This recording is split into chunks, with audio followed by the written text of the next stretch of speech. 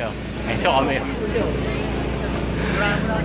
Andito kami ngayon sa night market. Ayan o. Binyang to guys, mga kablagadag binyang.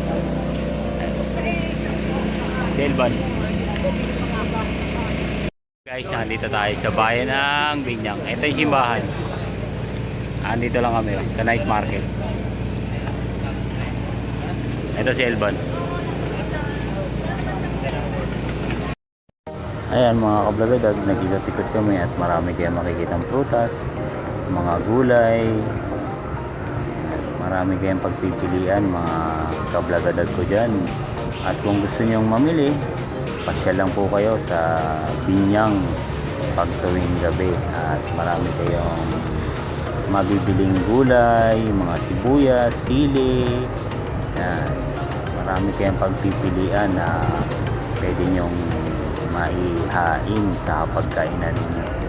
At kami ay naglalakad at nakita ko nga yung kakanin na ito at ako'y napahinto at kasi ito ay paborito ng aking asawa. Ayan. Bumili ako dyan ng kutsinta at puto at sapin-sapin. Kaya kung gusto nyong pumasyal, punta lang kayo sa Binyang tuwing gabi. Marami kayong mabibili katulad ng mga isda. Ayan, mura lang mga kablagadag ko. Mamimili lang kayo, nasa tabi yan ng dadaanan ninyo. Ayan, katulad yan, tahong. Ako'y bumili dyan ng tahong. Eh sabi ko, kukunti lang pala yung kalahati. At ginawa kong 100 piso. Ayan, dinagdagan ni kuya. Sabi ko, masarap-sarap to, sasabawan. Ayan.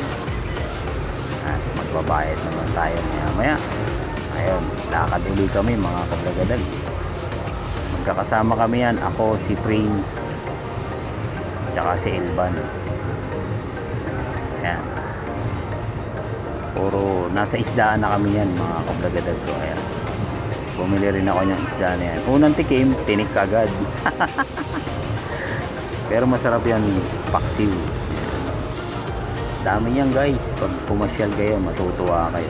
At mamamangha kayo sa dami ng isda na makikita nyo. Na mabibili. Mura lang. Kaya mag-i-enjoy kayo. Mapa prutas man yan, mapa isda, baboy, manok.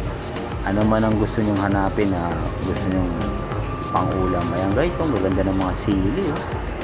Tapos mga prutas, sariwa pati mga kablagadag. Mag-i-enjoy kayo, pasyalan nyo ang Binyang Market.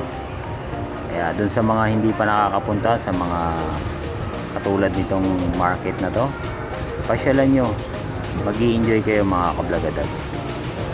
Makikita nyo kung ano yung mga uri ng isda na pwede nyo ihain.